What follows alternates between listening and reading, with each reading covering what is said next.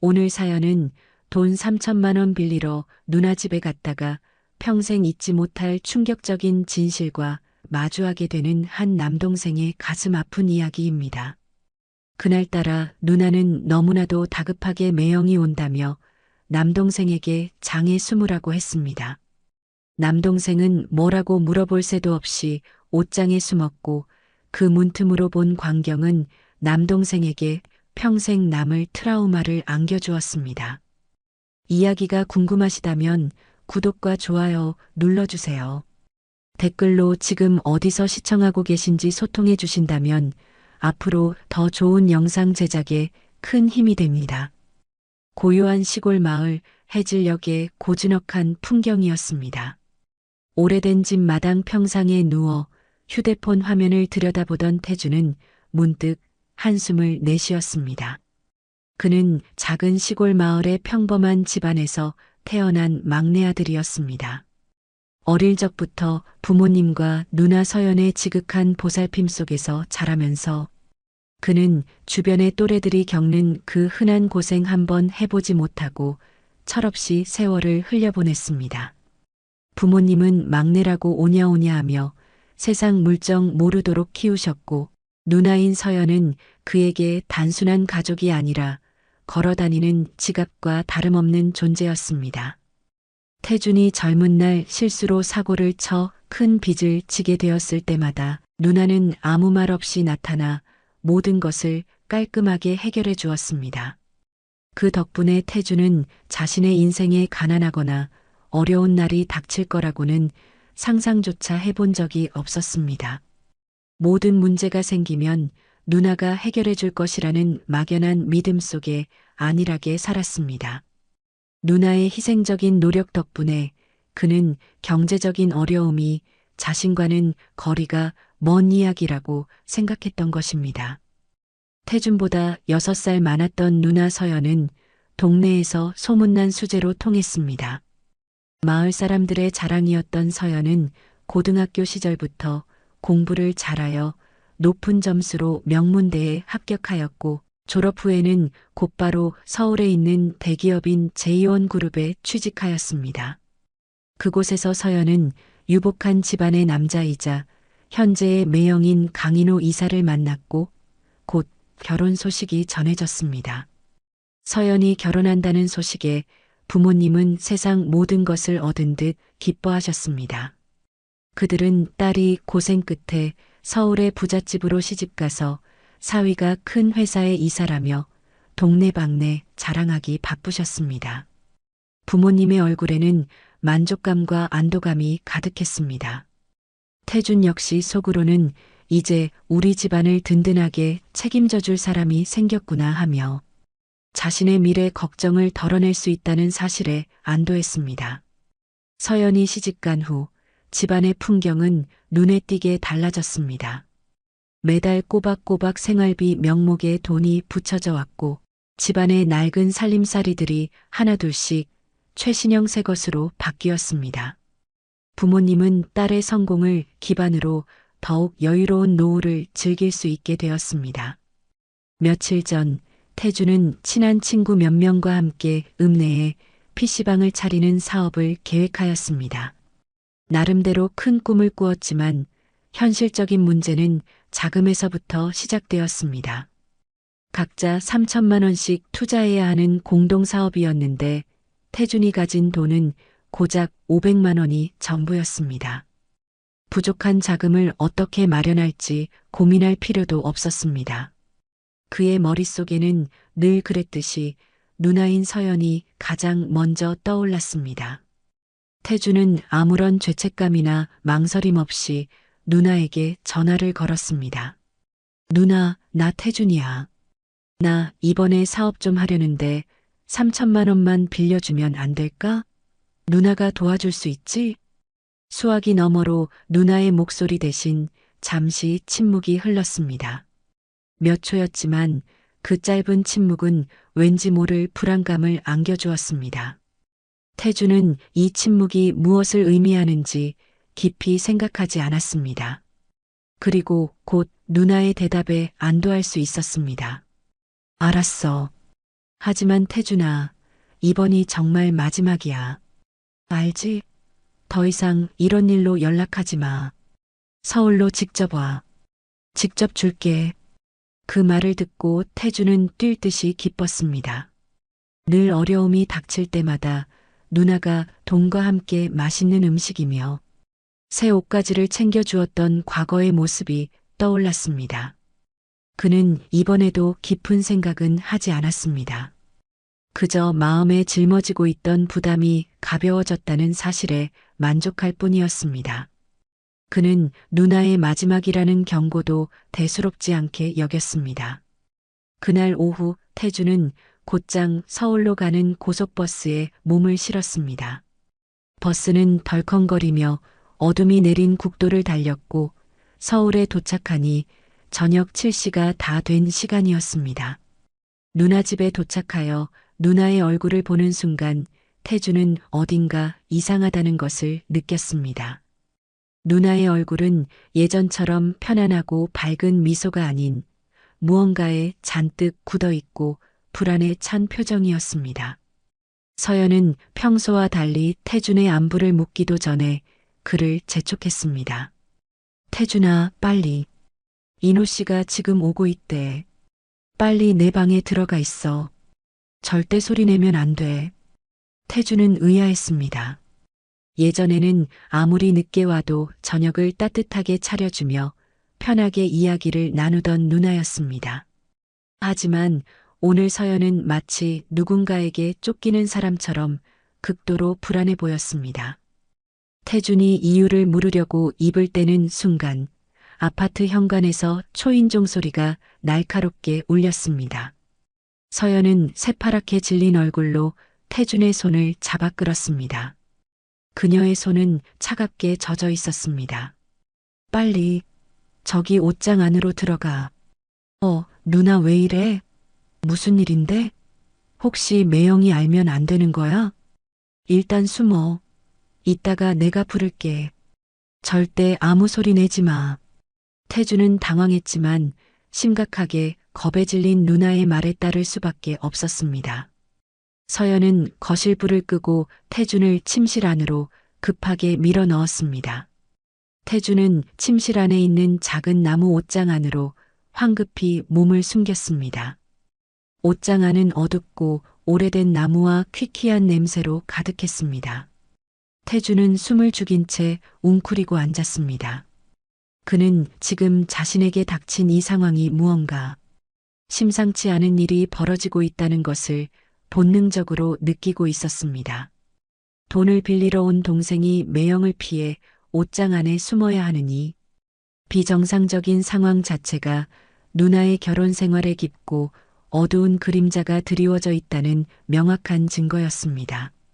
태주는 숨을 멈춘 채 떨리는 손으로 옷장 문틈을 잡았습니다. 거실 쪽에서 서연이 현관으로 달려가는 발소리가 긴박하게 들려왔습니다. 곧이어 문이 열리고 매형인 강인호의 짜증 섞인 목소리가 차갑게 울려 퍼졌습니다. 그의 목소리는 평소 태준이 알던 부드럽고 여유로운 성공한 사업가의 목소리가 아니었습니다. 그 목소리에는 권위와 불만, 그리고 묘한 분노가 서려 있었습니다. 태준은 숨을 쉴 수도 없이 옷장 틈새로 보이는 거실의 작은 불빛을 바라보며 모든 감각을 곤두세웠습니다. 그는 자신의 인생에서 가장 끔찍하고 평생 잊지 못할 충격적인 광경을 목격하기 불과 몇 초 전이었습니다. 그는 돈 때문에 찾아온 이 서울의 화려한 아파트가 실은 누군가의 감옥일 수 있다는 것을 전혀 알지 못했습니다. 문이 열리는 소리와 함께 매형 강인호의 짜증 섞인 목소리가 차갑게 옷장 안까지 울려 퍼졌습니다. 지금까지 뭘 하다 이제야 문을 열어? 하루 종일 집에 있으면서 그것 하나 제대로 못해? 그의 목소리에는 서연을 향한 무시와 멸시가 가득했습니다. 옷장 안에 웅크리고 숨어있던 태주는 숨을 쉬는 것조차 조심스러웠습니다. 누나가 얼마나 위축되어 지내는지 이 비정상적인 상황이 서연에게는 일상이라는 사실에 태주는 온몸에 소름이 돋는 것을 느꼈습니다. 옷장 문틈으로 거실 불이 켜지고 누나 서연의 황급한 움직임이 희미하게 보였습니다. 서연은 강인호의 외투를 벗기고 양말을 벗겨주었습니다. 그 모습은 마치 헌신적인 아내가 아닌 고용된 하녀처럼 보였습니다. 태주는 누나가 서울에서 누리는 호화로운 삶이란 바로 이런 것이었는지에 대해 생각했습니다. 모두가 부러워하는 서울 부잣집 사모님이라는 타이틀 아래 서연은 단지 남편의 기분을 맞추기 위해 존재하는 그림자일 뿐이었습니다. 잠시 후 서연은 주방으로 가 차를 타왔습니다. 그릇이 달그락거리는 작은 소리조차 옷장 속 태준의 귀에는 천둥 소리처럼 크게 들렸습니다. 서연은 조심스럽게 강인호에게 차를 건넸습니다. 바로 그 순간 서연의 손이 미세하게 떨리면서 찬물이 강인호의 소매를 적시고 말았습니다. 찬물은 뜨겁지 않았지만 그로 인해 강인호의 분노가 순식간에 폭발했습니다. 아, 진짜 이렇게 칠칠 맞아서 뭘 제대로 하겠어? 정말 쓸모없는 것 같으니라고. 강인호가 고함을 쳤습니다. 그의 목소리는 아파트 전체를 울릴 듯 컸습니다. 태주는 옷장 속에서 주먹을 꽉 쥐었습니다. 자신의 누나가 저렇게 모욕적인 말을 듣는 것을 듣고 있자니 가슴이 찢어지는 듯 했습니다. 이윽고 찻잔이 바닥에 깨지는 소리와 함께 서연의 겁에 질린 비명이 희미하게 들려왔습니다. 미안해요. 금방 닦을게요. 서연이 황급히 대답했습니다. 바로 그때 태주는 자신의 눈을 의심했습니다. 옷장 틈새로 본 강인호의 손이 매섭게 허공을 갈랐고 서연의 뺨을 세차게 때린 것입니다. 짝! 하는 소리는 둔탁했지만 옷장 속 태준의 심장에는 벼락처럼 내리꽂혔습니다. 서연은 그대로 바닥에 쓰러졌고 뺨을 감싼 채 고통스러워했습니다. 태준의 얼굴은 분노로 인해 불타는 듯 뜨거워졌습니다. 두 주먹이 절로 쥐어졌고 당장이라도 뛰쳐나가 매형에게 달려들어 복수하고 싶었습니다. 하지만 이성을 잡아야 했습니다. 내가 이 일을 크게 만들면 누나가 더 곤란해질 거야. 이 모든 상황이 더 악화될 수 있어. 태주는 자신의 분노를 억누르며 온몸에 힘을 짜내어 참아야 했습니다. 누나는 아무 말 없이 일어나 조용히 걸레를 가져와 엎질러진 찬물을 닦았습니다. 폭행을 당하고도 항변 한 번 하지 못하고 눈물을 삼키는 누나의 모습에 태주는 깊은 슬픔과 함께 죄책감에 시달렸습니다. 왜 이 비극적인 순간에 자신은 옷장 안에 숨어 있는 것인지, 자신이 누나에게 빌려야 했던 3천만 원 때문에 누나의 고통을 외면하고 있는 것은 아닌지에 대한 괴로움이었습니다. 강인호는 분을 사귀지 못한 채 욕실로 들어가 문을 쾅 닫아버렸습니다. 그제야 서연은 조용히 옷장으로 다가와 문을 살짝 열었습니다. 눈가가 빨갛게 부어오른 서연은 태준을 보며 힘없이 말했습니다. 인호 씨 욕실 들어갔어. 이제 나와. 태준은 옷장에서 나오며 분노와 충격으로 더듬거렸습니다. 누나, 방금 그건. 서연은 태준의 말을 자르며 그의 손에 봉투 하나를 쥐어주었습니다. 이 돈 가지고 빨리 가. 더 이상 여기 있지 마. 나 안 가. 저 인간이랑 얘기 좀 해야겠어. 태준이 거칠게 저항했습니다. 아니야, 가. 누난 괜찮아. 아무 일도 없었던 거야. 서연은 태준의 말을 들을 기력조차 없는 듯 했습니다. 그녀는 망설이는 태준을 현관 밖으로 거의 밀어내다시피 했습니다. 차가운 복도에 홀로 남겨진 채 태준은 쾅 닫히는 누나 집의 현관문을 보았습니다. 그의 머릿속은 하얗게 비는 것 같았습니다. 누나는 누구보다 똑똑하고 강했던 사람이었습니다. 그런데 왜 저런 삶을 견디고 있는지 도무지 이해할 수 없었습니다. 그리고 그런 누나에게 빌부터 구역질 나는 돈이나 받아가는 자신이 너무나도 한심하고 비겁하게 느껴졌습니다. 누나가 만약 이혼하면 우리 가족은 어떻게 살까? 부모님은 슬퍼하실 거고 내 돈줄도 끊길 텐데. 비열하고 이기적인 생각이 동시에 그의 머리를 스쳤습니다. 태주는 가로등 불빛 아래를 정처 없이 헤매며 이 끔찍한 진실을 부모님께 밝혀야 할지 아니면 이대로 침묵해야 할지 괴로워했습니다. 그는 굳게 닫힌 12층 누나의 집 현관문 앞에 망연자실 서 있었습니다. 이미 문은 잠겼고 돌아가서 이야기할 길은 없었습니다. 손에 들린 돈 봉투는 마치 불덩이처럼 뜨겁게 느껴졌습니다. 이것은 더 이상 PC방 사업을 위한 투자금이 아니었습니다. 누나의 수치심이 녹아있고 자신이 무심코 낸 상처의 증거였습니다. 태주는 엘리베이터가 아닌 비상계단으로 천천히 걸어 내려갔습니다. 한 걸음 한 걸음 내디딜 때마다 제 자존심이 짓밟히는 기분이었습니다. 친누나의 집에서 도둑처럼 도망쳐야 하는 날이 올 줄은 꿈에도 몰랐습니다. 아파트 단지 입구로 나와 계단에 주저앉았습니다. 한때 우리 가족 모두를 짊어졌던 강인한 여인, 서연이 화려하지만 차가운 저 아파트 안에서 그림자처럼 살고 있는 모습을 떠올리며 그는 깊은 고뇌에 빠졌습니다. 태주는 자신의 이기심으로 인해 누나의 고통을 외면하고 있었다는 사실을 직시해야 했습니다. 태주는 휴대폰을 꺼내 한참을 망설이다가 짧은 메시지를 보냈습니다. 누나, 괜찮아? 몇 초 후 답장이 왔습니다. 돌아오지 마. 난 괜찮아. 그런 모습 보여줘서 미안해. 그 사과 한마디에 태준의 심장이 쿵 하고 내려앉았습니다. 왜 누나가 사과를 해야 합니까? 정작 고개 숙여 부끄러워해야 할 사람은 바로 나인데. 그는 택시를 타고 동서울 터미널로 향했고 고향으로 가는 마지막 버스를 탔습니다. 버스 안에서 태주는 한숨도 잠들지 못했습니다. 분노, 연민, 죄책감, 그리고 비겁함까지 온갖 감정이 뒤섞여 그의 머릿속은 아수라장이었습니다. 누나가 남편에게 폭행당하는 것을 보고도 돈을 받아 도망치듯 빠져나온 제 자신이 너무나도 경멸스러웠습니다. 그는 집으로 돌아와서는 아무 일도 없었던 척했습니다.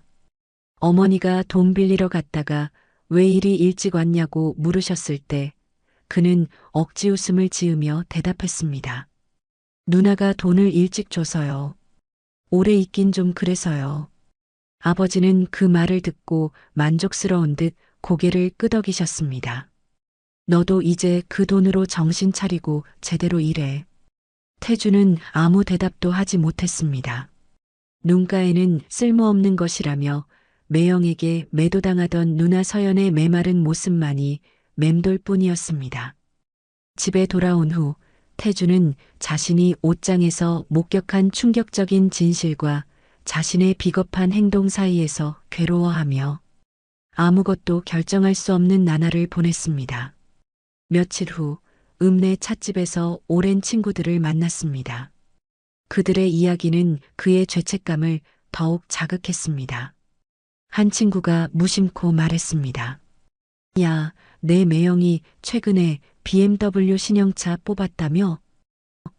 태주는 마지못해 웃으며 고개를 끄덕였습니다. 다른 친구가 끼어들었습니다. 너희 집은 진짜 좋겠다. 누나가 부자한테 시집가서 PC방 차린다며? 돈은 다 준비됐고? 태주는 그들의 질문에 대답하기 어려웠습니다. 그는 바쁜 척 휴대폰만 내려다보았습니다. 친구들 중에서 안정적인 직업 없이 누나의 돈에 의지해 살고 있는 사람은 태준뿐이었습니다. 지난 몇 년간 그는 서연의 동정심에 기대어 매달 보내오는 그 돈 봉투에 의지해 살아왔던 것입니다. 친구들의 부러움 섞인 말들이 태준에게는 비수처럼 꽂혔습니다. 그때 문득 자신을 현관 밖으로 밀어내기 전 누나의 눈빛이 떠올랐습니다. 그 눈빛은 슬펐지만 결코 비굴하지는 않았습니다. 그것은 너무 오랫동안 버티다 힘이 다해가면서도 사랑하는 가족들을 위해 억지로 버티고 서 있는 사람의 눈빛이었습니다. 태주는 누나가 과연 얼마나 더 참고 견딜 수 있을지 걱정되었습니다. 그는 그날 밤 돈 봉투를 꺼내보았습니다. 안에는 정확히 3천만 원이 들어 있었고 급하게 쓴 작은 쪽지 하나가 더 있었습니다. 태준아, 힘내. 나처럼 자기가 원하는 걸 선택하지도 못하는 삶을 살지는 마. 내가 하고 싶은 대로 해. 태주는 누나의 비뚤어진 글씨를 보며 그 의미를 어렴풋이 짐작할 수 있었습니다. 어쩌면 누나는 자신처럼 조건에 얽매이지 말고 가난하더라도 당당하게 살라고 말하고 싶었던 게 아닐까요? 그는 긴 한숨을 내쉬었습니다. 인생은 태준이 생각했던 것처럼 단순하지 않았습니다. 그동안 자신은 그저 편하게 누군가에게 의지하며 사는 것으로 충분하다고 생각했습니다. 하지만 이제 보니 부자 남편의 크고 좋은 서울, 아파트에 사는 서연 역시 감옥처럼 고통스럽게 살고 있었습니다. 그렇다면 그런 풍요가 무슨 의미가 있을까요? 다음 날 아침 태주는 친척 삼촌 댁을 찾아가 목공 기술을 배우게 해달라고 부탁했습니다. 예전에 삼촌이 목공 기술을 배우라고 권유하셨을 때 태주는 온갖 핑계를 대며 거절했었습니다. 하지만 이번에는 달랐습니다. 그는 삼촌을 똑바로 쳐다보며 진심을 담아 말했습니다. 삼촌, 저 처음부터 제대로 목공일 배우고 싶어요. 이번엔 진심이에요. 삼촌은 태준을 한참 동안 바라보시더니 옅은 미소를 지으셨습니다. 누나한테 빌릴 돈 다 떨어졌냐? 태준은 얼굴이 빨개졌지만 고개를 끄덕였습니다. 네. 이제 제 손으로 돈 벌고 싶어요. 삼촌은 태준의 머리를 쓰다듬으며 더는 캐묻지 않으셨습니다. 좋다. 그럼 내일 아침 6시까지 늘 푸른 공방 작업장으로 와. 목공이 쉬운 거 아니다. 태주는 마음이 한결 가벼워지는 것을 느꼈습니다. 맨몸으로 시작하면 어떻습니까? 더 이상 어둠 속에 숨지 않아도 되고 다른 사람이나 제 자신에게 경멸의 눈초리를 받으며 옷장 안에 숨지 않아도 된다는 것만으로도 충분했습니다. 그는 그날 밤 누나에게 메시지를 보냈습니다. 나 늘 푸른 공방에서 목공일 배우기 시작했어. 예전처럼 살고 싶지 않아. 누나는 메시지를 읽었지만 한동안 답이 없었습니다. 하지만 몇 분 후 빨간 하트 이모티콘 하나를 보내왔습니다. 태주는 누나가 그 메시지를 보고 잠시나마 웃고 있다는 것을 알 수 있었습니다. 고요한 어둠 속에서 한 줄기 빛이 비치기 시작했습니다. 그것은 3천만 원이 든 돈 봉투가 아니라 태준의 마음속에서 조용히 시작된 각성이었습니다. 이 각성 후 며칠이 지나 태준은 서연의 옛 연인 현우를 우연히 만나게 되었습니다.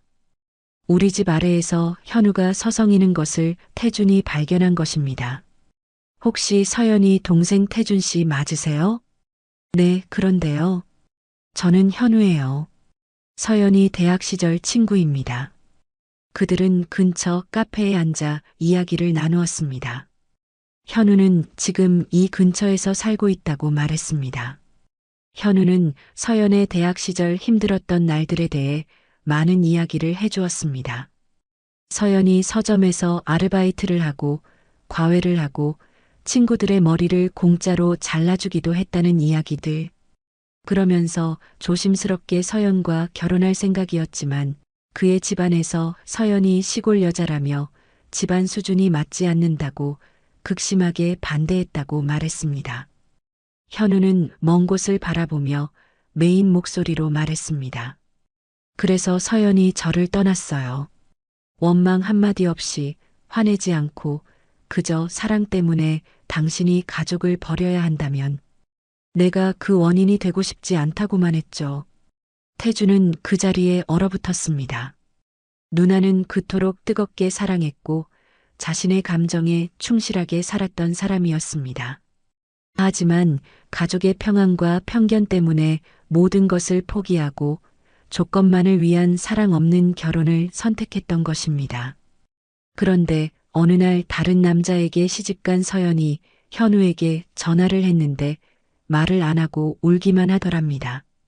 현우는 간간히 오는 서연의 결혼 생활이 행복하지 않다는 것을 알게 되었습니다. 태주는 현우에게 물었습니다. 아직도 저희 누나를 사랑하세요? 현우는 슬프게 웃었습니다. 사랑하든 아니든 이제 중요하지 않아요.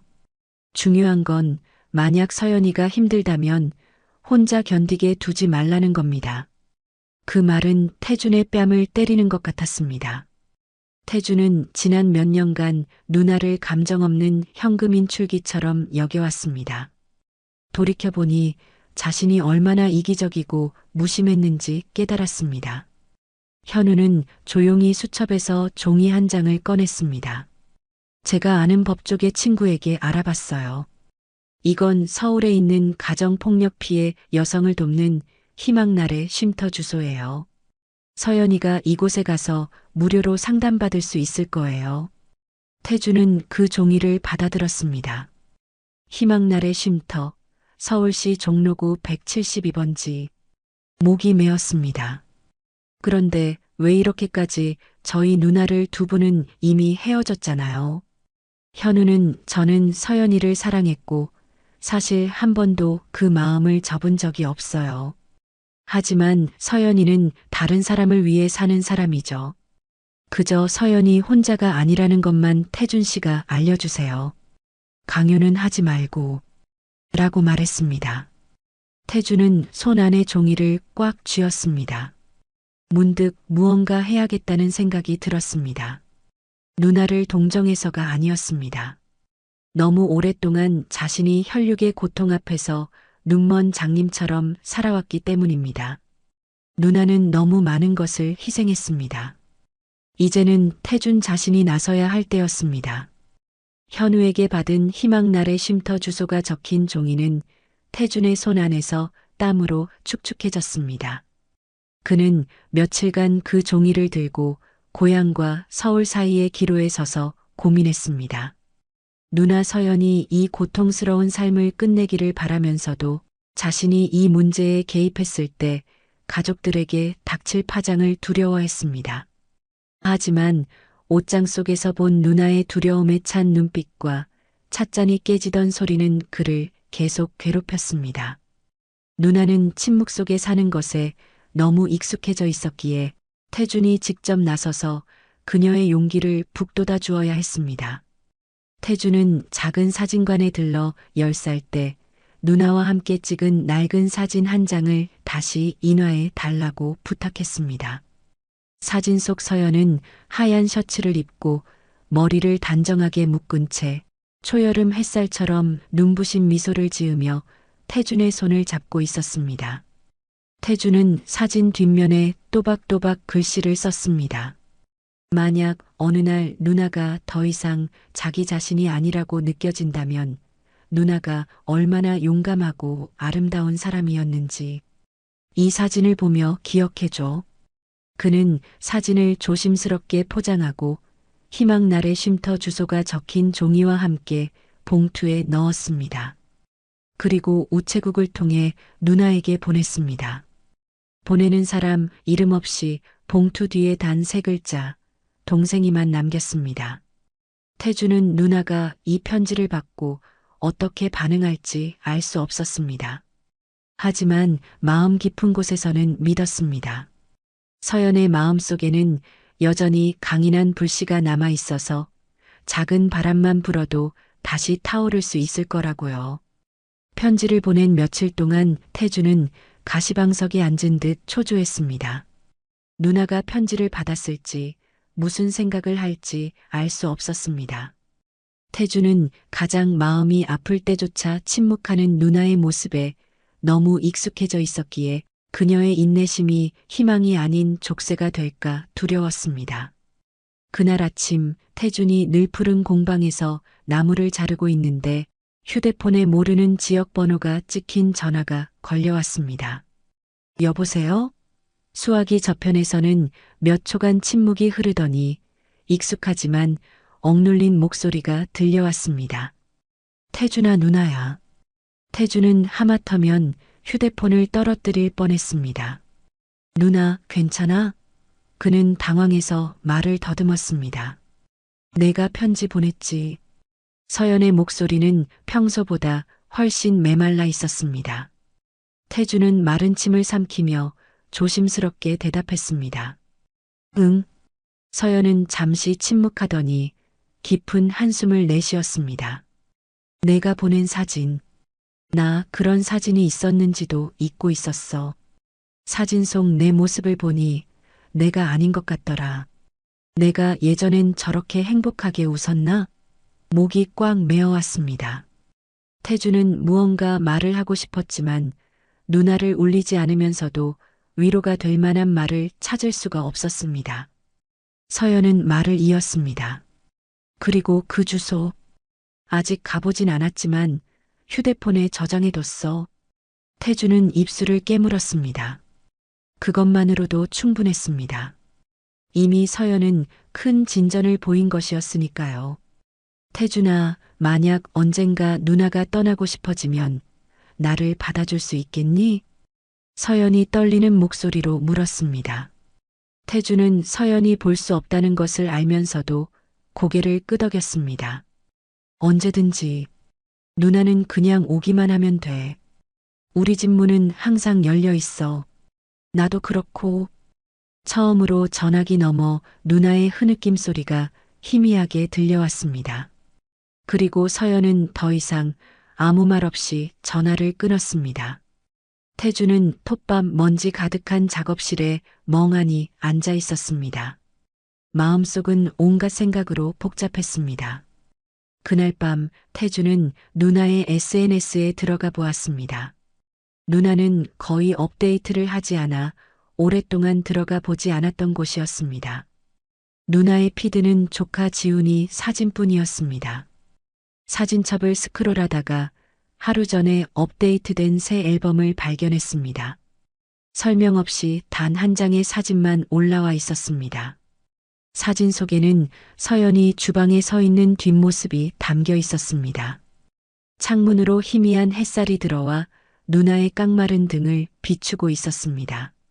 머리는 높게 묶었고 등은 살짝 굽어 있었으며 손은 설거지를 하고 있었습니다. 그리고 창틀에는 낡은 사진 한 장이 놓여 있었는데 바로 태준이 보낸 그 사진이었습니다. 태준은 사진을 확대해 보다가 벽 한쪽에 금이 간 액자가 걸려 있는 것을 발견했습니다. 누나와 강인호의 결혼 사진이었습니다. 유리는 금이 가고 사진은 빛이 바랬지만 누나는 그것을 떼어내지도 바꾸지도 않았습니다. 그것은 서연이 인내의 한계에 다다랐다는 신호가 아닐까 하는 생각이 들었습니다. 이틀 후 태준에게 서연의 전화가 걸려왔습니다. 태준아, 누나가 너에게 들려줄 것이 있어. 녹음기 속에는 강인호의 목소리가 똑똑히 담겨 있었습니다. 니까짓 게 뭔데 나한테 대들어? 아들도 못 낳는 쓸모없는 폐품 같은 것이. 거기까지 듣자 태준은 피가 거꾸로 솟는 것 같았습니다. 누나는 모욕당하고 폭행당하고 있었습니다. 이거 언제 녹음한 거야? 태준의 목소리가 떨렸습니다. 어제 저녁 먹고 베개 밑에 녹음기 넣어두고 평소처럼 대화했어. 서연은 태준을 고개를 들어 바라보았습니다. 태준은 처음으로 누나의 목소리에거 결의에 찬 무언가를 느꼈습니다. 나 이혼할 거야. 그 말은 맑은 하늘의 날벼락처럼 울려 퍼졌습니다. 응, 확실해. 더 이상 눈물로 가득 찬 이 집에서 살 수 없어. 하지만 떠나기 전에 준비해야 해. 빈손으로 딸 데리고 쫓겨날 수는 없으니까. 태주는 누나가 너무 오랫동안 견뎌왔다는 것을, 그리고 동시에 얼마나 현명한 사람인지 알 수 있었습니다. 누나는 자신이 무엇을 필요로 하는지, 무엇을 해야 하는지 알고 있었습니다. 그리고 무엇보다 이번에는 곁에 태준 자신이 있다는 것도 알고 있는 듯 했습니다. 내가 뭐 도와줄 거 없어? 태준이 물었습니다. 서연은 조용히 고개를 끄덕였습니다. 내가 이 집을 떠날 때 네가 제일 먼저 나를 맞아줘. 그날 밤 태준은 잠을 이룰 수 없었습니다. 유튜브에 가정폭력 피해 대처법, 이혼 전 준비사항, 양육권 지키는 방법 등을 검색했습니다. 그는 누나의 젊음을 되돌려줄 수는 없지만 이 고통스러운 여정의 끝까지 함께 걸어갈 수는 있었습니다. 누나가 그 족쇄를 벗어던질 때 더 이상 외롭지 않도록 말입니다. 태주는 다시 한번 낡은 사진을 꺼내 보았습니다. 사진 속 누나는 맑은 눈빛과 햇살 같은 미소를 띠고 있었습니다. 그는 다짐했습니다. 누나는 다시 저렇게 웃게 될 거라고. 그리고 이번에는 태준 자신이 가진 모든 것으로 그 미소를 지켜줄 거라고. 운명적인 통화 이후 일주일이 넘게 흘렀습니다. 태준은 희망과 두려움이 뒤섞인 채 초조하게 하루하루를 보냈습니다. 누나 서연에게서는 다시 연락이 오지 않았고 태준도 감히 먼저 전화를 걸지 못했습니다. 혹시라도 자신의 질문이 누나를 망설이게 하거나 부담을 줄까봐 두려웠습니다. 오랜 상처를 안고 살아온 사람에게는 아주 작은 재촉조차도 잔을 넘치게 하는 마지막 물방울이 되어 막 일어서려던 사람을 다시 주저앉게 만들 수 있다는 것을 그는 깨달았기 때문이었습니다. 그러던 토요일 오후 태준이 늘 푸른 공방 마당에서 목재를 정리하고 있을 때였습니다. 익숙한 택시 한 대가 집 앞에 멈춰 섰습니다. 태준은 멍하니 그쪽을 바라보다가 그 자리에 굳어버렸습니다. 차 문이 열리고 누나 서연이 조카 지영이의 손을 잡고 내렸습니다. 지영이는 한쪽 귀가 찢어진 낡은 곰 인형을 안고 분홍색 슬리퍼를 신고 있었습니다. 누나 온 거야? 태준이 무심코 내뱉었습니다. 서연은 미소를 지었습니다. 예전처럼 불안해 보이지 않는 낯선 미소였습니다. 아마도 더 이상 누구 앞에서든 순종적인 아내의 역할을 할 필요가 없어졌기 때문일 것입니다. 응, 며칠 쉬러 왔어. 집 안에 계시던 어머니가 깜짝 놀라 달려 나오셨습니다. 어머, 세상에. 말도 없이 오다니.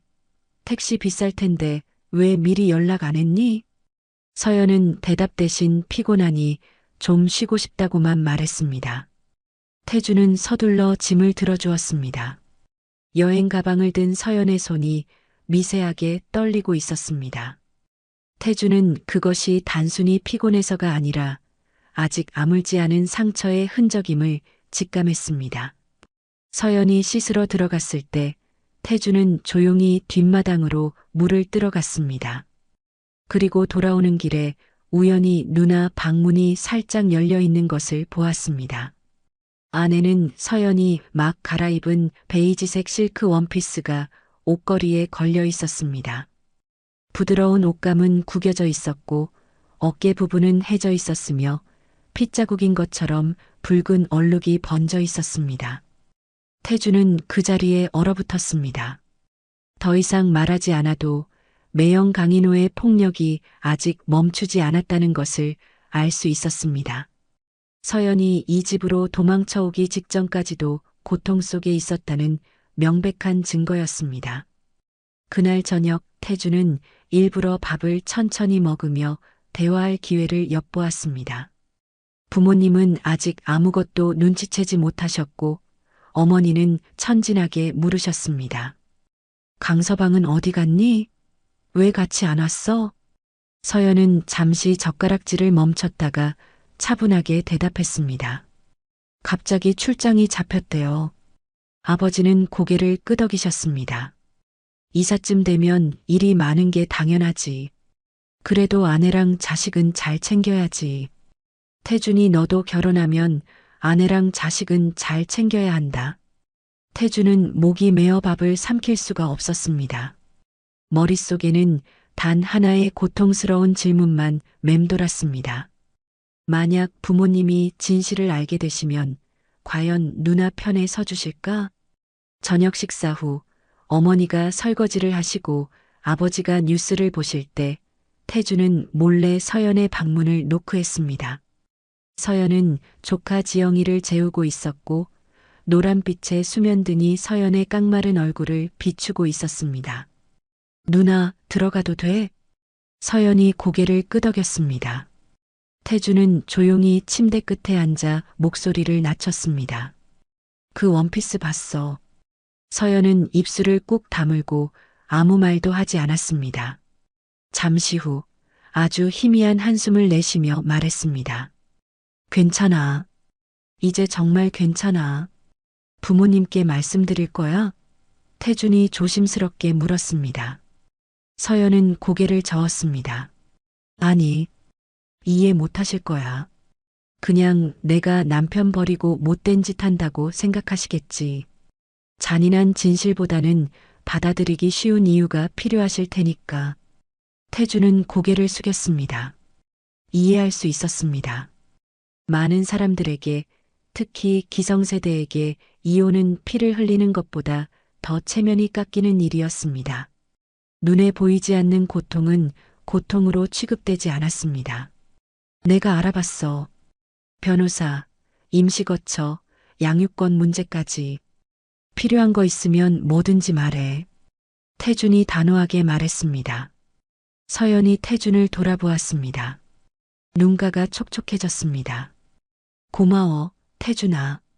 처음으로 기댈 곳이 생긴 것 같아.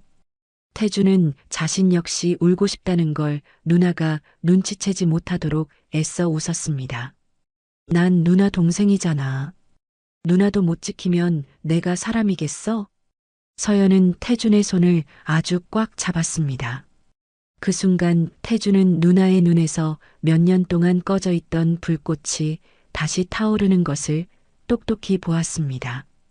더 이상 순종적이고 물처럼 부드럽던 누나가 아니었습니다. 아픔을 알고 일어설 줄 알며 자기 자신을 지킬 줄 아는 한 여성이었습니다. 태주는 누나가 이 고통스러운 싸움을 시작할 용기를 얻었다는 것을 알았고 그가 그 전쟁의 첫 번째 병사가 될 것임을 맹세했습니다. 다음 날 아침 서연은 일찍 시장에 가서 장을 봐왔습니다. 어머니는 우리 딸이 오랜만에 왔으니 엄마가 좋아하는 갈비찜 해주는 거냐? 며 기뻐하셨습니다. 서연은 고개를 끄덕이며 웃었지만 눈빛은 무척 슬퍼 보였습니다. 태주는 옆에 서서 조용히 속삭였습니다. 누나, 이제 억지로 애쓰지 않아도 돼. 서연은 대답 대신 어깨를 으쓱했지만 태주는 누나가 자신의 말을 이해했다는 것을 알았습니다. 점심때 온 가족이 낮잠을 자고 있을 때 서연의 방에서 전화 소리가 들렸습니다. 액정에는 그 사람이라고만 떠 있었습니다. 서연이 전화를 받자 태주는 문 밖에서 걸음을 멈췄습니다. 강인호의 거친 목소리가 들려왔습니다. 시골에 내려간 건 무슨 뜻이야? 내가 허락 안 했잖아. 네 가족까지 이 일에 끌어들이고 싶어? 서연의 목소리는 아주 차분했습니다. 친정 엄마 집에 오는데 당신 허락은 필요 없어. 그리고 한 번만 더 나를 협박하면 그 녹음 파일 변호사한테 보낼 거야. 이건 협박이 아니라 통보야. 수화기 저편은 잠시 조용해졌습니다. 곧이어 이를 가는 소리와 함께 전화가 끊기는 소리가 들렸습니다. 서연이 문을 열고 나왔습니다. 태준이 서 있는 것을 보고도 놀라지 않았습니다. 서연은 태준을 보며 조용히 말했습니다. 나 준비됐어. 태준아. 태준은 고개를 끄덕였습니다. 심장이 세차게 뛰었습니다.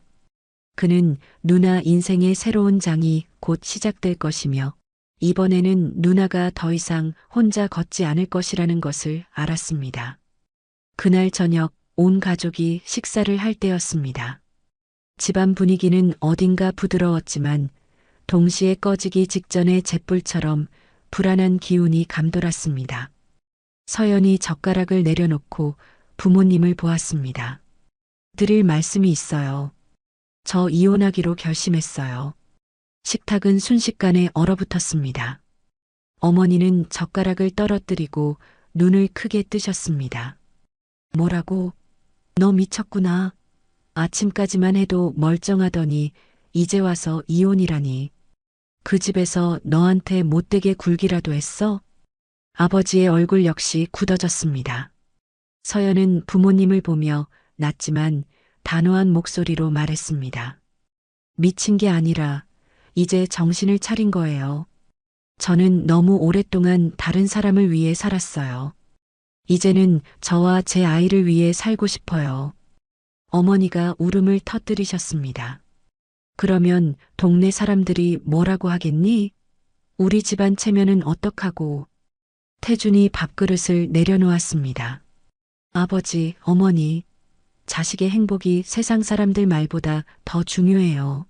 누나는 충분히 고통받았어요. 이제는 제대로 살 수 있게 해줘야죠. 집안은 다시 침묵에 잠겼습니다. 서연은 고개를 숙이고 두 손을 꽉 쥐고 있었습니다. 아버지가 으르렁거렸습니다. 아빠, 엄마는 반대다.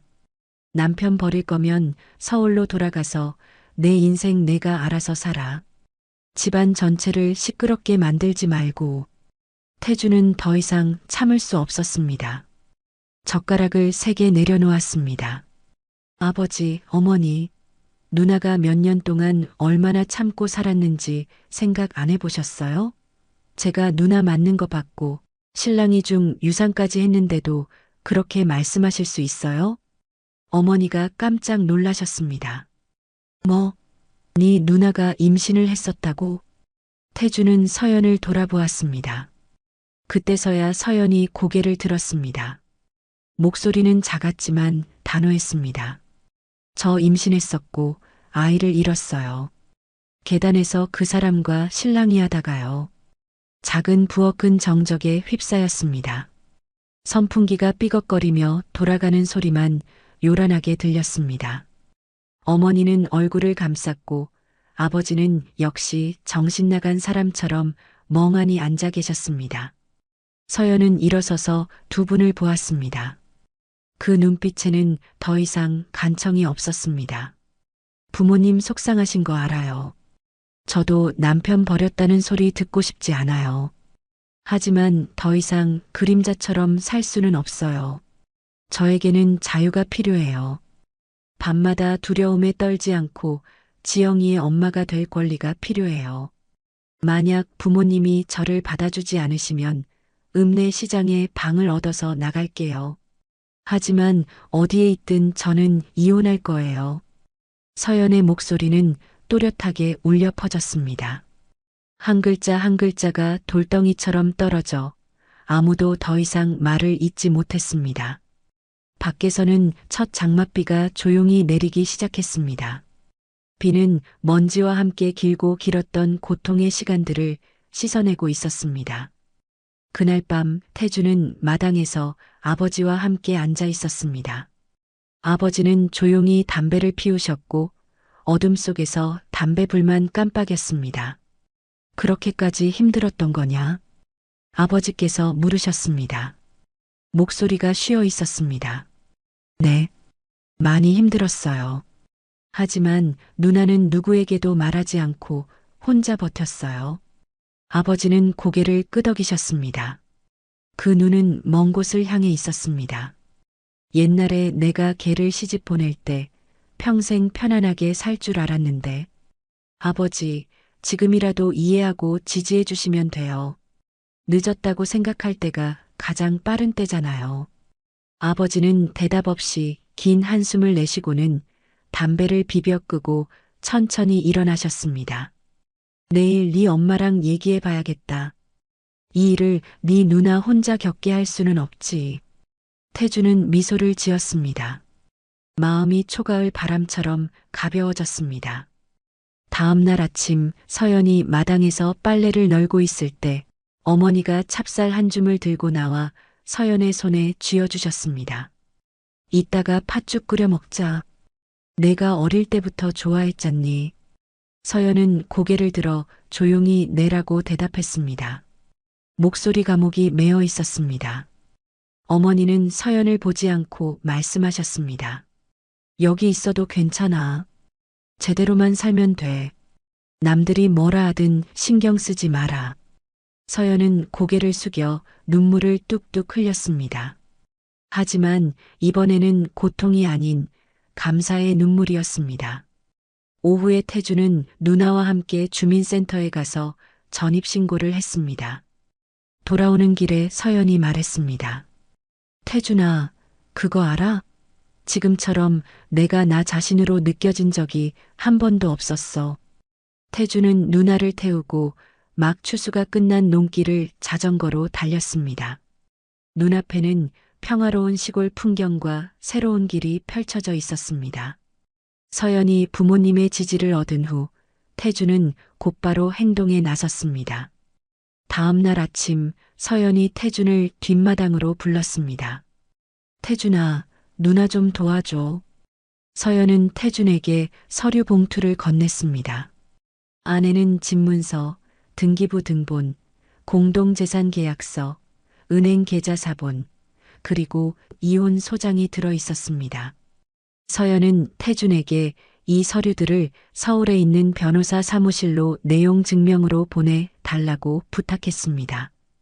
지난 10수년간 온화하고 순종적이었던 서연이 이제 행동할 준비를 마친 것입니다. 태준은 떨리는 손으로 서류 봉투를 받아들였습니다. 누나는 직접 안 나가도 돼? 태준이 물었습니다. 나중에 나갈 거야. 법정에 설 때는 내가 직접 갈 거야. 하지만 지금은 그 집에 다시 돌아가고 싶지 않아. 그 사람도 다시는 보고 싶지 않고. 서연은 강인한 결의를 보였습니다. 서연의 결정대로 태주는 우체국을 통해 모든 서류를 발송했습니다. 태주는 늘 푸른 공방에 들러 나무를 잘라 대학 시절 젊고 생기 넘치게 웃던 누나의 사진과 최근 딸 지영이와 함께 찍은 고요하고 깊은 눈빛의 누나 사진을 인화의 방벽에 붙였습니다. 그는 사진 아래에 오늘의 누나는 옛날의 누나가 아니지만 여전히 내가 아는 가장 아름다운 여성이다라고 썼습니다. 서연은 그것을 보고 잠시 굳어 있다가 눈물을 닦았지만 태주는 이번에는 아무도 누나의 손을 놓지 않을 것이라는 것을 알았습니다. 사흘 후 예고도 없이 매형 강인호가 집 대문 앞에 나타났습니다. 태준이 작업장에 있을 때 어머니가 겁에 질린 목소리로 전화를 하셨습니다. 태준아, 강서방이 왔어. 지금 대문 밖에 서 있어. 태준은 하던 일을 모두 팽개치고 오토바이를 몰아 집으로 향했습니다. 도착했을 때 강인호는 이미 마당 한가운데에 서 있었습니다. 그는 습관처럼 주머니에 손을 넣고 차가운 목소리로 말했습니다. 제 아내 데리러 왔습니다. 서연은 지영이의 손을 잡고 마당에서 강인호와 마주 섰습니다. 서연은 짙은 색의 몸빼 바지를 입고 화장기 하나 없었지만 그 기세는 얼음장처럼 차가웠습니다. 나는 더 이상 당신 아내가 아니야. 서연이 단호하게 말했습니다. 내가 당신을 순순히 보내줄 것 같아? 강인호가 무섭게 쏘아보며 말했습니다. 당신이 뭘 할 수 있는데? 서연은 태연하게 되물었습니다. 당신이 뭘 할 수 있는데? 널 감금죄로 고소하고 내 딸을 깨어냈다고 할 거야. 나한테는 돈도 있고 변호사도 있어. 서연은 한 걸음 앞으로 나섰습니다. 눈도 깜빡이지 않았습니다. 마음대로 해. 하지만 기억해. 나한테도 당신이 날 때리고 모욕한 증거가 있어. 당신이 가족들을 속인 녹음 파일도 있고 법정에서 모든 게 밝혀질 거야. 강인호는 입을 다물었습니다. 처음으로 반박하지 못하는 그의 눈빛이 흔들렸습니다. 태주는 앞으로 나서 서연을 막아섰습니다. 돌아가시죠. 여긴 우리 집이고 이제 우리 누나가 더 이상 당신과 살고 싶지 않다고 합니다. 강인호는 분노에 찬 눈으로 태준을 쏘아보다가 아무 말 없이 등을 돌려 떠났습니다. 서연은 마치 가슴을 짓누르던 돌덩이를 내려놓은 것처럼 한숨을 내쉬었습니다. 이혼 소장이 법원에 제출된 후 모든 것은 느리지만 멈출 수 없는 방향으로 움직이기 시작했습니다. 재판 당일 태주는 새벽 4시 반에 일어나 조용히 오토바이 시동을 걸고 누나를 기다렸습니다. 어머니는 새 손수건을 서연의 가방에 넣어주시며 말씀하셨습니다. 당당하게 다녀와라. 고속버스 정류장으로 가는 길에 태주는 백미러로 서연을 보았습니다. 얼굴은 여전히 고왔지만 이제는 다른 기품이 서려 있었습니다. 차분하고 성숙하면서도 단단한 기세가 느껴졌습니다. 법정에 선 서연은 미소 없이 가볍게 고개를 숙여 강인호에게 인사했습니다. 강인호는 자신이 그토록 윽박지르고 무시했던 여자가 이제 자신의 눈앞에서 침착하고 강인하게 서 있다는 사실을 믿을 수 없었습니다. 재판은 8시 30분에 시작되었습니다. 서연은 판사의 질문에 또박또박 대답했습니다. 변호사는 폭행 증거, 상처 사진, 사고 후 병원 기록을 제출했습니다. 서연은 평정을 잃지 않았습니다. 저는 누구를 탓하지 않습니다. 그저 사실을 제공할 뿐입니다. 저는 고소하려는 것이 아니라 그저 그 공동생활에서 벗어나고 싶을 뿐입니다. 2시간의 심리 끝에 법원은 서연의 이혼 청구를 인용하고 자녀의 양육권은 서연에게 귀속되며 재산은 법률에 따라 분할하라고 판결했습니다. 복도로 나왔을 때 서연은 어머니가 뒤늦게 데리고 온 지영이의 손을 잡았습니다. 아이는 엄마를 보자마자 달려와 품에 안겼습니다. 엄마, 다 끝났어? 서연은 아이를 안고 눈물을 글썽였습니다. 응, 다 끝났어. 이제 우리 자유야. 그때 강인호가 다가왔습니다. 태주는 즉시 누나 앞을 막아섰지만 강인호는 아기가 없다는 듯 손을 들었습니다. 그는 서연을 보며 처음으로 거친 기색 없는 목소리로 말했습니다. 미안하다.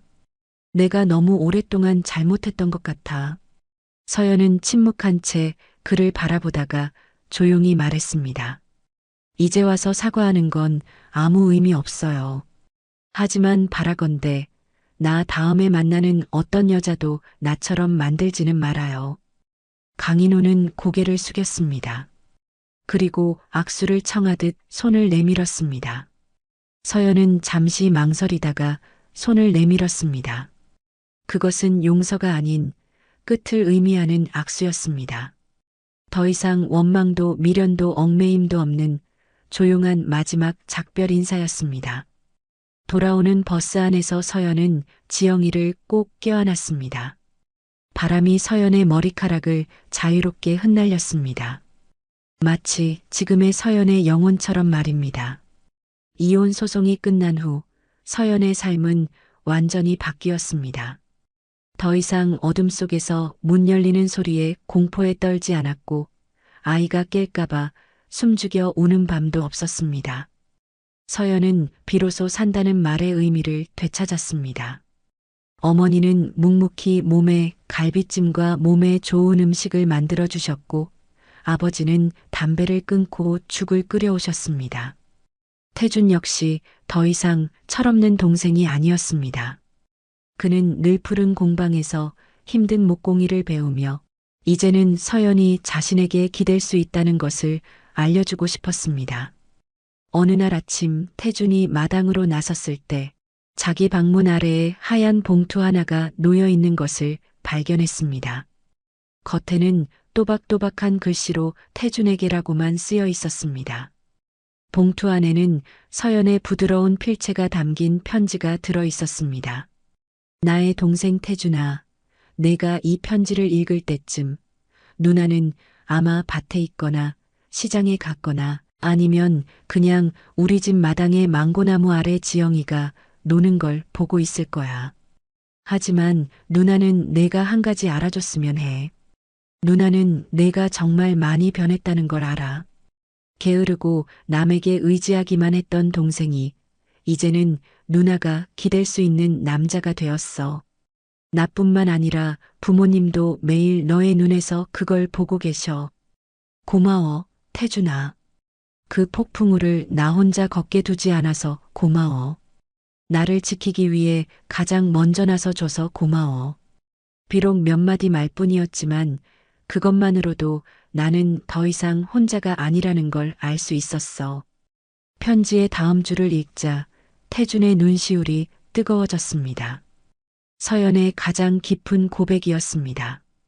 한 가지 말하지 않은 게 있어. 내가 계단에서 떨어지기 전날 밤 나는 모든 걸 포기할 생각이었어. 남편을 포기하는 게 아니라 나 자신을 포기하려 했어. 너무 지쳐서 다 놓아버리고 싶었어. 하지만 그때 내가 떠올랐어. 우리 집에 왔다가 모든 걸 보고 충격과 분노와 아픔이 뒤섞여 있던 너의 그 눈빛이 나는 너에게 죄책감을 줄 수 없었어. 누나의 아픈 모습을 보고 누나를 생각해서 참고 내려간 너에게 네가 말리지 않아서 죽었다는 죄책감을 줄 수 없었어. 그래서 살았어. 그리고 여자가 항상 약하지만은 않다는 걸 증명하고 싶었어. 그저 뒤에서 지지해주는 사람이 없었을 뿐이라는 걸. 가슴을 울리는 절절한 문체였습니다. 태주는 누나가 이 고통스러운 결정을 내리기 직전 얼마나 절망했는지 알게 되었습니다. 누나는 자신을 위해 산 것이 아니라 자신에게 의지하던 동생을 위해 살기로 결심했던 것입니다. 태주는 눈물을 훔치며 마지막 줄을 읽었습니다. 태준아, 이혼이 끝나면 누나는 처음부터 다시 시작하고 싶어. 화려한 건 필요 없어. 읍내 시장에 작은 식당을 열고 싶어. 소박하게 장사하면서 먹고 살고 아이를 키울 만큼만 벌고 싶어. 혹시 내가 시간이 되면 식당 간판 하나 만들어줄 수 있을까? 가게 이름은 고요한 부엌으로 하고 싶어. 사랑하는 너의 누나가. 태주는 편지를 접어 조심스럽게 서랍에 넣고 서둘러 뒷마당으로 달려갔습니다. 서연은 마당을 쓸고 있었습니다. 태주는 다가가 아무 말 없이 두 팔을 벌려 서연을 꽉 안았습니다. 서연이 깜짝 놀랐습니다. 왜 이래? 태준이 속삭였습니다. 간판, 오늘 오후에 바로 만들어줄게. 서연이 웃었습니다. 그 눈에는 더 이상 한 점의 고통도 없는 행복한 미소였습니다. 그날 오후 태주는 늘 푸른 공방에서 나무를 잘라 간판을 만들었습니다. 한 글자 한 글자 정성스럽게 페인트를 칠했습니다. 글자가 선명하게 나타났습니다. 고요한 부엌. 단순하지만 상처를 딛고 일어선 기나긴 여정이 담긴 이름이었습니다. 태준이 집 앞 대나무 기둥에 간판을 걸었을 때 서연은 아이를 안고 뒤에 서 있었습니다. 눈물이 하염없이 흘렀습니다. 한 달 뒤 고요한 부엌은 어느 월요일 아침에 정식으로 문을 열었습니다. 읍내 시장 어귀에 자리 잡은 작은 가게는 서연이 직접 벽을 연한 하늘색으로 칠하고 태준이 만든 나무 간판을 건 소박한 공간이었습니다. 태준은 누나에게 계산대를 부탁받았고 서연은 손님들에게 차를 따라주며 인사를 건넸습니다. 누나는 미소 지으며 손님들을 맞이했습니다. 점심때 손님이 좀 줄자 서연이 계산대 옆 작은 의자에 앉아 시원한 물 한 잔을 마시며 간판을 올려다봤습니다. 내가 해낼 수 있을 거라고는 생각도 못했어. 태준아. 태준이 옆에 앉았습니다. 해낸 것뿐만 아니라 아주 잘 해냈어. 누나는 맛있는 음식을 만드는 것뿐만 아니라 다른 사람들에게 용감하게 살 수 있는 영감도 주고 있어. 서연이 태준을 돌아보았습니다. 눈이 반짝였습니다. 그날 저녁 서연은 뒷마당에 홀로 앉아 있는 태준에게 다가와 옆에 앉았습니다. 달빛이 태준의 얼굴을 비추고 있었습니다. 무슨 생각해? 서연이 물었습니다. 태준이 고개를 들어 웃었습니다. 내가 옷장에 숨었던 날 생각. 창피해 죽겠어. 서연이 웃음을 터뜨렸습니다. 서연이 고개를 저었습니다. 아니야. 그날이 없었다면 나는 아직도 어둠 속에서 살고 있었을 거야. 제때 잘 숨어줘서 고마워. 그들은 서로를 보며 웃었습니다. 몇 년 만에 처음으로 서연의 웃음소리가 온전하게 울려 퍼졌습니다. 억누르지도 눈물이 섞이지도 않은 그저 살아서 숨쉬고 자기 자신이 된 사람의 웃음이었습니다. 태주는 알았습니다. 이제부터 누나의 여정은 더 이상 외롭지 않을 것이라는 것을. 그리고 한때 의지하기만 했던 이 남동생은 이제 든든한 버팀목이 되는 법을 배웠다는 것을요. 어떤 이별은 부서지기 위함이 아니라 다시 태어나기 위해 존재합니다. 그리고 태주는 믿었습니다. 누나는 자신이 겪었던 바로 그 고통 속에서 다시 태어났다는 것을요. 오늘 이야기를 끝까지 들어주셔서 감사합니다. 영상 보시고 느끼신 감정, 댓글로 함께 나눠주세요. 여러분의 한마디가 누군가에겐 큰 위로가 될 수 있습니다. 영상이 마음에 드셨다면 구독과 좋아요로 응원 부탁드립니다.